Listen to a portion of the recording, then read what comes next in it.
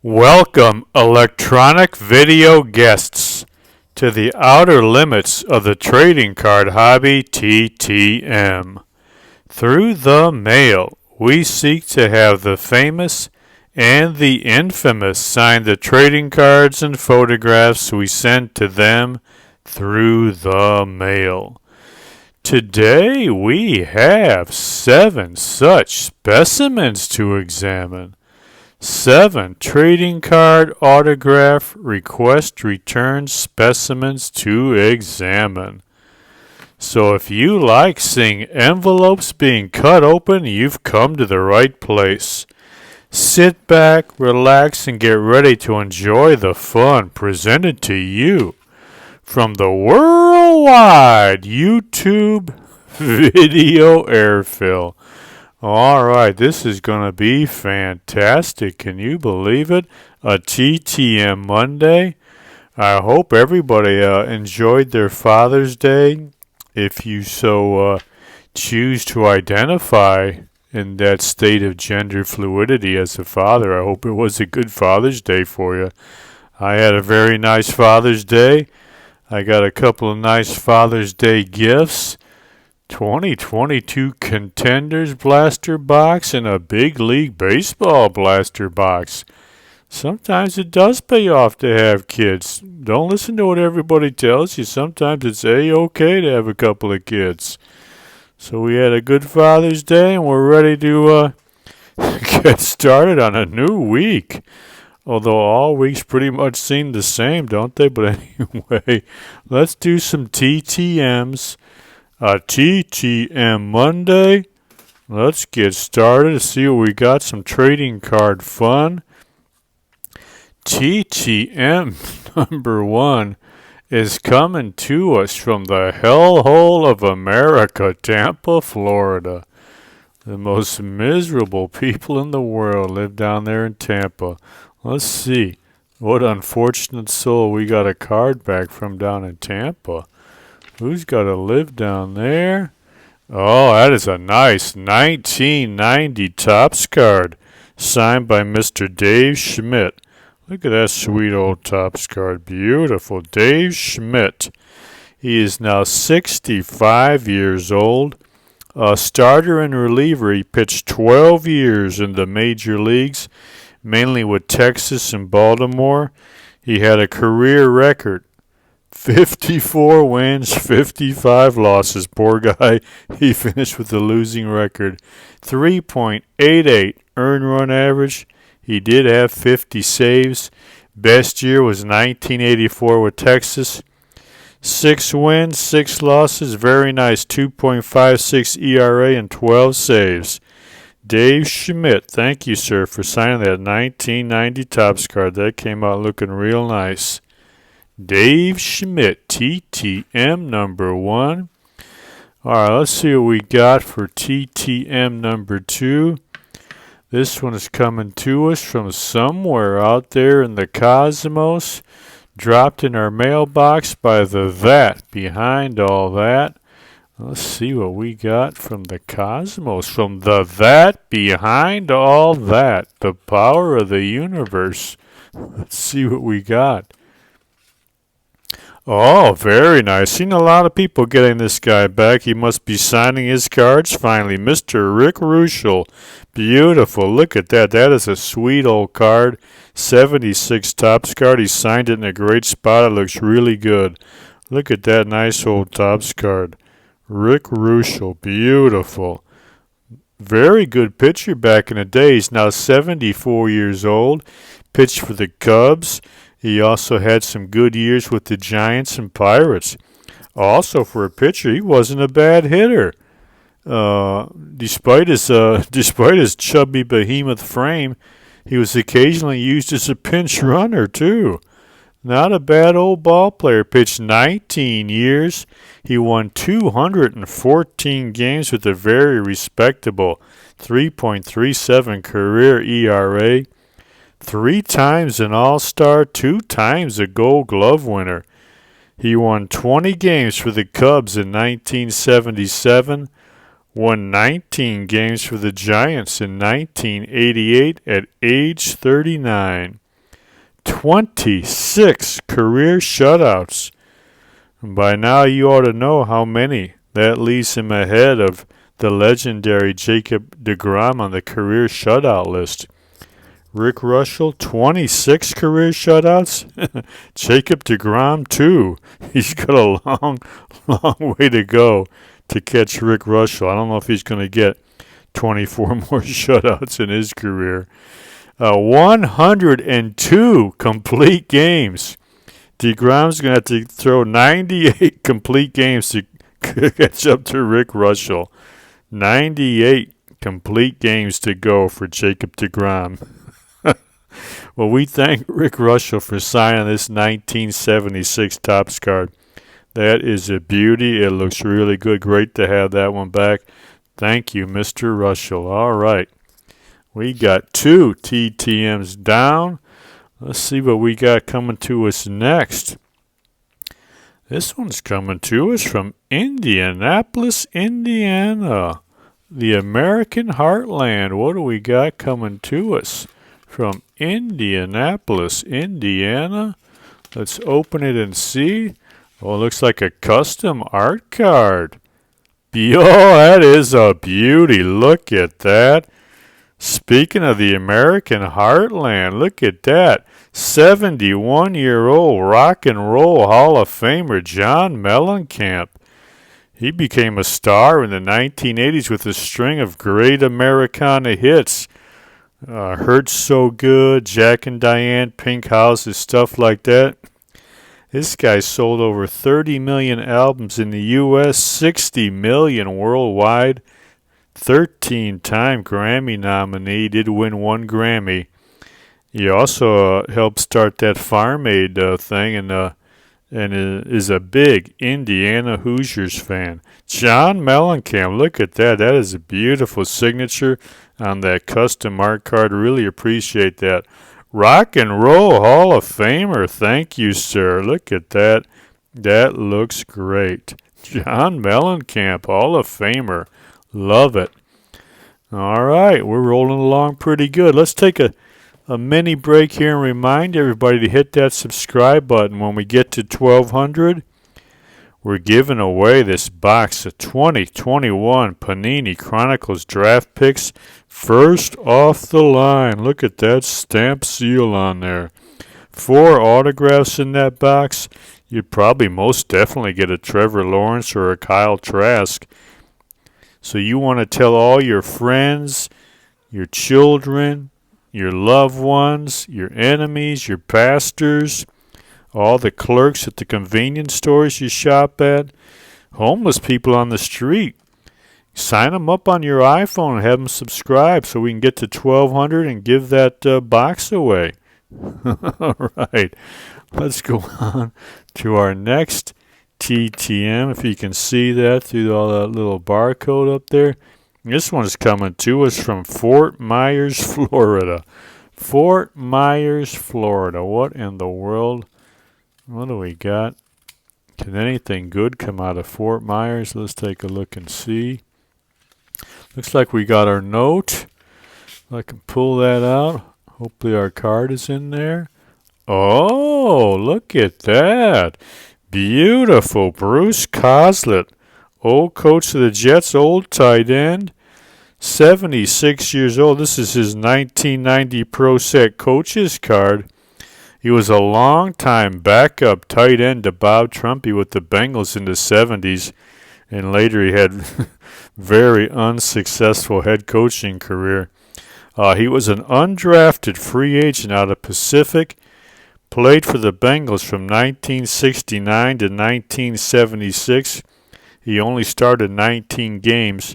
For his career, he caught 61 passes for 878 yards, 14.4 yards per catch with 9 touchdowns. He also had 1 rushing touchdown. As a head coach for the Bengals and Jets, he had a pretty shabby career record, 47 wins, 77 losses.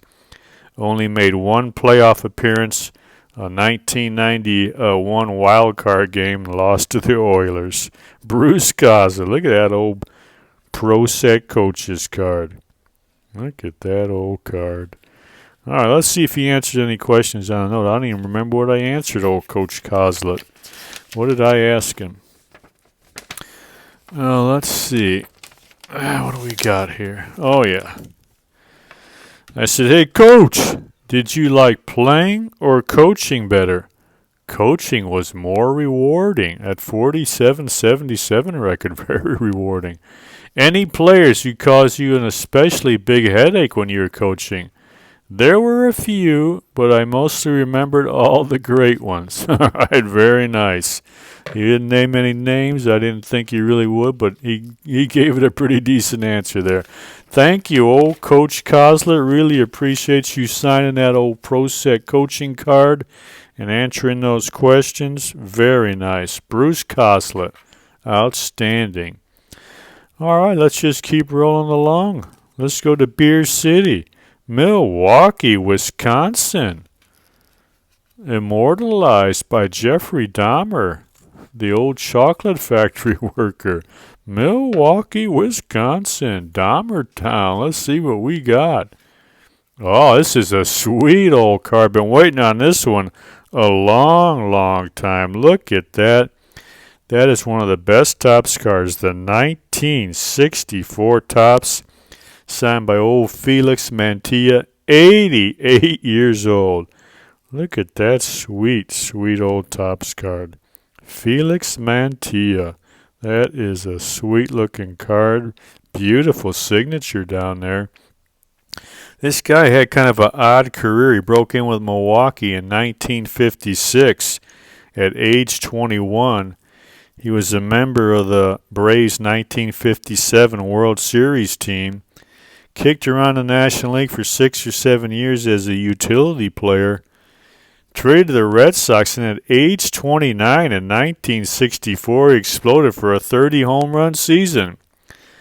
He also had a pretty good 1966 with Boston with 18 homers and 92 RBIs. But he suffered an Achilles tendon injury a year later and was out of the big leagues. For his 11-year career, he hit .261 with 89 home runs, a member of the All-Star team in 1965. Felix Mantilla, thank you, sir. That is a beautiful old Topps card. Look at that 64 Topps card. Glad to have that one back. Well worth the wait. Well, we got just two left on our TTM Monday. We're just blowing through this one. This one's coming to us from North Texas, Texas. What do we got from North Texas, Texas? What in the world? Let's open it and see. North Texas, Texas. Oh, talk about waiting a long time. Man, oh man, this one was something else. A long wait. A couple of addresses I had to sort through. Tough to track this guy down, but I'll tell you what. This will be one of our best returns. Look at that beautiful 1969 Topps rookie card signed by the great Lance Rensel. Wow. Like I said, it's been out a while and was tough to find a good address for this guy, but what an amazing story. I don't know if any of you youngsters remember the Lance Rensel story, but it had a little bit of everything. This fella was one of the great American Golden Boy high school athletes, and he had a disastrous fall from grace, and he dealt with it probably about as well as you could. You had to admire the way the guy handled all his problems. Didn't deny anything when it was all revealed and everything, and dealt with it about as best as you could. And I tell you what, he had some severe consequences, but what a great athlete this fellow was. 4-sport high school All-American in Oklahoma City. Then he went to Oklahoma, where he became a great triple threat halfback on those great old Bud Wilkinson Oklahoma teams. His freshman year, he was a teammate with another football legend, Joe Don Looney. Can you imagine? Joe Don Looney and Lance Rensel in the same backfield. Unbelievable. Second round draft pick by the Vikings in 1965. They decided to play him a wide receiver. He barely played his first 2 years there. He had some real problems performing under pressure. He had moments where he simply could not catch a football. He dropped everything. He had some kind of psychological block. He sat on the bench for 2 years, was miserable. He was widely considered a great draft bust.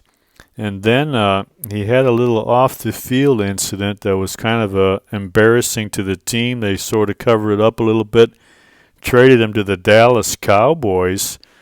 And his career really took off there in Dallas. Had a tremendous first couple of seasons. One of the best deep threats in the National Football League. Made the Pro Bowl in 1969. But in 1970, when he was on top of the world, the same issue that got him sent out of Minnesota occurred in Dallas. This time it couldn't be covered up. He had become a celebrity. He's living a glamorous lifestyle, even recording music singles. He had married the glamorous Hollywood starlet Joey Heatherton. He was arrested in 1970 for exposing himself to two little girls. Became one of the great media sensation and scandal at that time. The Cowboys were forced to drop him from the roster just before their Super Bowl run.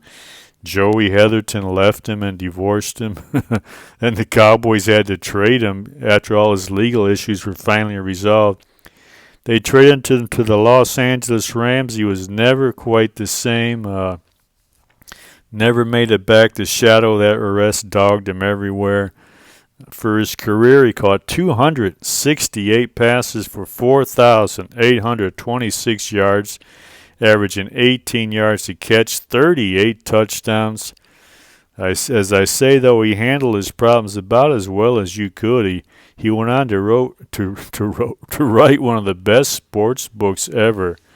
Let me see if I got a picture of that book. That was one. If you ever get a chance to read this book, he doesn't sugarcoat too much, I'll tell you. Yeah, here it is. He wrote this book, When All the Laughter Died in Sorrow. That's one of the best sports books you can get. He had to deal with some issues. He spends a considerable amount of time in this book trying to explain the reason why he had that problem exposing himself to little girls.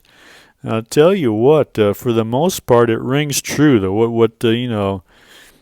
Owning up to the problem, some of the reasons why, though he does kind of shift the blame a little bit from himself to his mother. He claims she was a little too overprotective, a little smothering, overbearing, and basically he says she created a psychological weakling who doubted his own masculinity, and that's why he had to expose himself. But like I said, that's not an easy problem to discuss and to face up to. A lot of people just run and hide, but he tried to lay it all out in this book while also recounting the rest of his football career and life career.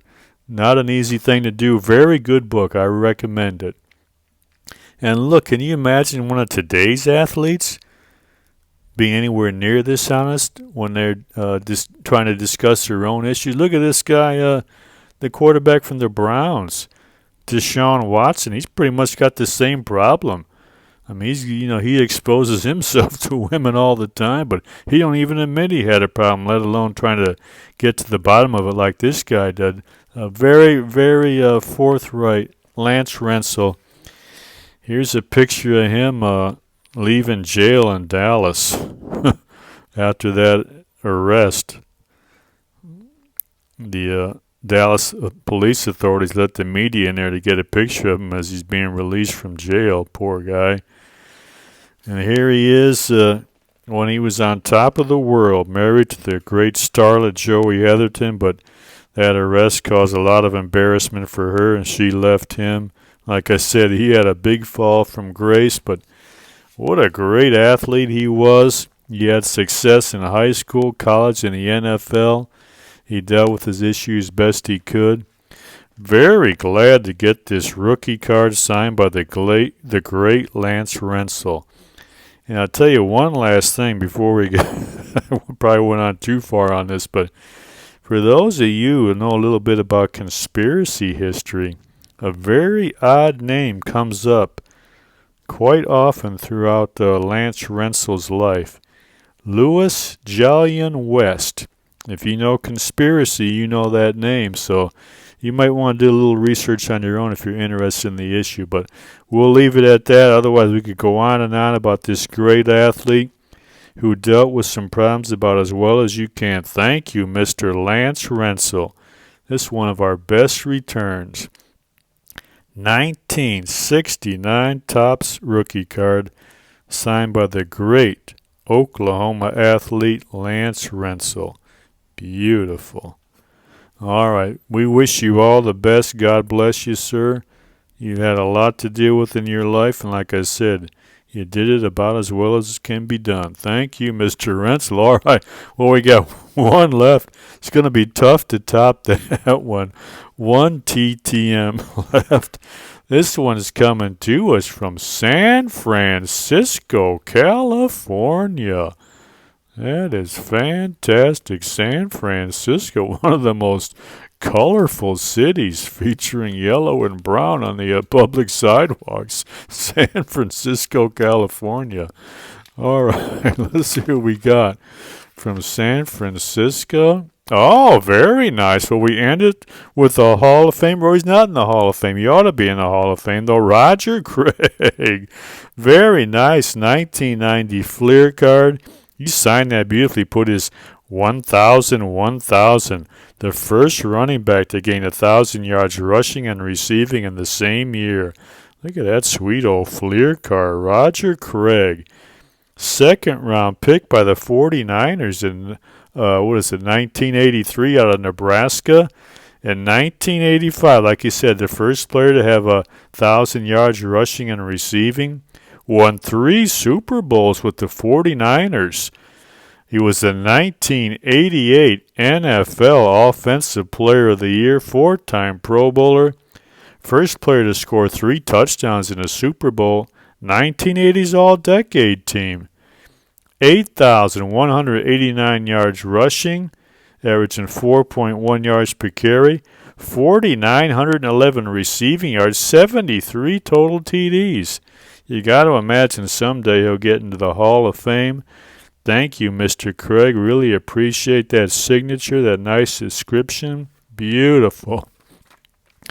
Well, those were some great TTM returns. I got to say my favorite for me was Mr. Lance Rensel. One of the great heroes, one of those stories where you're on top of the world, you fall all the way down, and then you got to try to battle back. You got to try to live the rest of your life with a shadow hanging over your head. That kind of reminds me of something before we leave. I bet old Lance would like this book. Similar themes. Get over to Amazon.com. Put in that author's name. That's your narrator. Put in that book title into the search field there at Amazon. This book will pop up. Lance Rensel probably understands what this book is all about. It's for people who kind of scuff around in this world. We're thrown into this world out of the black void. We have no clue. And if you get an overprotective mommy who smothers you and causes you psychological issues, and you get herded along from birth into this crazy life where you got to go to school, you're 18 or 22, and they put all this pressure on you to succeed, to have material gain, and the whole larger worldview gets kind of shifted away, and then you live like a robot like they want you to. One day, though, from time to time, something happens, you malfunction. Like Lance Rensel and so many others of us, we do things we wish we hadn't done. Things happen. We do things we're not proud of. Or things happen to us. We feel resentful or bitter or hopeless. And one day you get forced, one way or the other, your eyes are opened. One way or other, your eyes are open and you wonder, now how do I live? What do? I'm at rock bottom. I've been sold a bill of goods. I'm at the scrap heap of the world. How do you move on in life and start over, living a genuine, authentic life? Has some meaning and some value to others. If you're interested in that kind of thing, probably Lance Rentzel, he spent his whole life dealing with those issues. He wrote a book about it. Let's show his book too. I bet you can get a copy of this on Amazon. Get over there and do some reading, for crying out loud. But if you're kind of a crybaby and just go along and you think the world's way is the right way and you just think things are going to be okay, this book isn't for you. But if you're a big boy or a big girl or a big tranny, go ahead and buy this book. Buy Lance Rentzel's book, When All the Laughter Died in Sorrow. Do yourself a favor. Expand your horizons a little bit. All right, that's it. You probably said, man, will this motor mouth ever shut his pie hole and end this video? Well, here we are. We've arrived at that magic moment. We're going to hit the stop button and dump yet another TTM video into the worldwide YouTube video airfill. God willing, we'll be back in a couple of days. Maybe we'll bust open some of these Father's Day gifts on the air or do some more TTMs. Who knows what we'll do next? We might be back on YouTube. Who knows? If we are, until then, remember, enjoy the rest of your life.